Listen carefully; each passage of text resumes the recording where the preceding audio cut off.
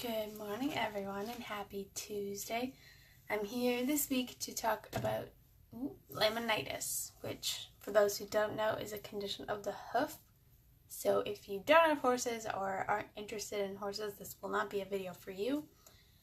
But if you want to know one of the most common conditions that horses get, because I have done another one on colic, that is the most common one. This is close to second. Laminitis is when the laminate of the hoof wall becomes inflamed because the circulation decreases in the hoof within the hoof capsule, which is the base of the hoof and the circulation through, causing vascular congestion. It's very painful because there's an increase in pressure and it decreases oxygen over time, which is what causes the inflammation. And in chronic cases, it causes necrosis, which is the death of the tissue in the foot. Essentially, the hoof wall between the sensitive laminae and the insensitive laminae breaks down, and it's like they're walking on their fingers. So this is in a dog-cat comparison, they're walking on their fingers. But in serious cases, the coffin bone, which is one of the bones at the base of the leg, very, very base near the foot, can rotate and pierce the sole of the hoof, which can be really dangerous. You can get a lot of infections that way, and it's just not a good time if that does happen. So it is treated as an emergency condition because horses walk on their feet and it's very easy for them to become lame because of laminitis. So it needs to be looked after as soon as it's found. It's usually on the forefeet, but it can sometimes be on the back feet. The typical laminitis posture is leaning on towards the front legs, but the front legs are stretched out to remove the weight from the front of the foot. It can be chronic, anything over 48 hours, or if it reoccurs multiple times, that's considered chronic laminitis. And this is very, very dangerous because if the coffin bone penetrates the sole, the horse can't really walk on it because they're going to get a lot of infections, and it becomes a permanent management solution instead. The rotation of the coffin bone causes tension on the deep digital flexor muscle and the tendon. So when the coffin bone rotates within the foot, this is before it goes through the sole, it causes a lot of tension on the tendons on either side. Flexors are on the inside of the legs, so it's rotating. These tendons up here are going to be the ones that are damaged or strained.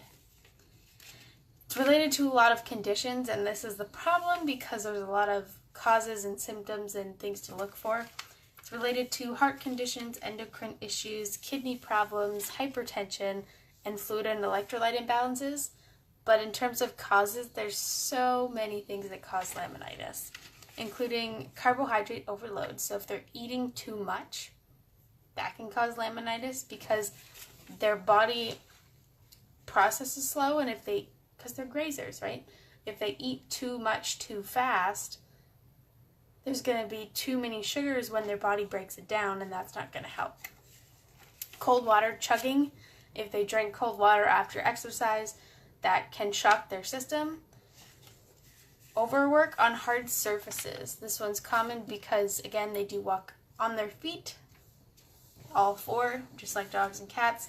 And if they're constantly working on hard surfaces, whether they have horseshoes or not, this can damage the sensitive laminae of their feet. If they're chronically taking corticosteroids, antibiotics for a systemic fever or infection, that's quite common. Obesity, gastrointestinal disorder, hypothyroidism, and Cushing's and stress tend to increase the chance that they'll get laminitis, but it's not a necessary cause. It's kind of like a leading up to, but it doesn't. If you have Cushing's, there's no guarantee you're going to get laminitis, basically. There's a lot of indicators. Heat at the hoof wall and the coronary band, which is where the hair ends and the hoof starts. fast pulse in the digital artery, which if you know your horse fairly well, you'll know what their regular pulse is because it does vary, and then you can compare it to, if you think there's something wrong, you can compare and see if it's faster or slower. Anxiety, muscle trembling, sweat, increased respiration, diarrhea, dark mucous membranes, and again, the forelegs forward with the weight on the heel. It can be in all four legs, but if it's the laminitis is in all four legs, typically they keep all 4 feet under their belly. So they kind of do this, and then it looks very uncomfortable. It is pouring outside. Okay, again, this is a medical emergency. You need to decrease inflammation and pain, or that horse is not going to have a good time and the vet's going to have a harder problem with it. You do have to keep, I know it's colic, you have to keep them walking, but the most important thing is to protect their feet. Because again, if it's really sensitive and they step on something that's sharp or too damp, it can make it worse.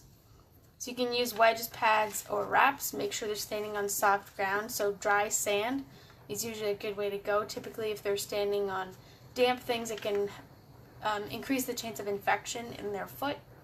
Hydrotherapy is good. There's not a lot of places that do it for horses because they would need a very big tank. But for those who don't know, hydrotherapy is walking on a treadmill that's underwater, and the water goes about up to their belly, usually or 2/3 up their leg, and it basically relieves the pressure on their feet but still helps the muscles move, which improves the circulation in their legs. It's typically used more commonly in dogs and cats, but it's used for recovery from injury, strains, sprains, that kind of thing. Hip surgery, CCL tears, it can help them put regular weight back on that leg. Homeopathics can help for acute laminitis to improve the circulation of the leg. Acupressure is really good for this, and I have worked on horses with laminitis, and it does acute laminitis, not chronic. That's vet territory. But it greatly improves the circulation in the leg, and it relieves a lot of the pressure, because if everything's getting through, then there's less chance of pressure buildup in the leg, especially swelling. They get a lot of edema down near their legs. In chronic cases, they can become lame on all of the hard surfaces, so if you live somewhere where your horse walks on hard surfaces, don't let it get this far. I should say everybody don't let it get this far, but people tend to not take it that seriously because it's not colic, and colic is an emergency do or die type scenario. But laminitis can become very, very dangerous if it is not looked after. And I've seen horses put down because they had chronic laminitis and the coffin bone went through the sole. Horse couldn't walk anymore. The horse was 6 or 7, and that was it. Got put down, which breaks my heart.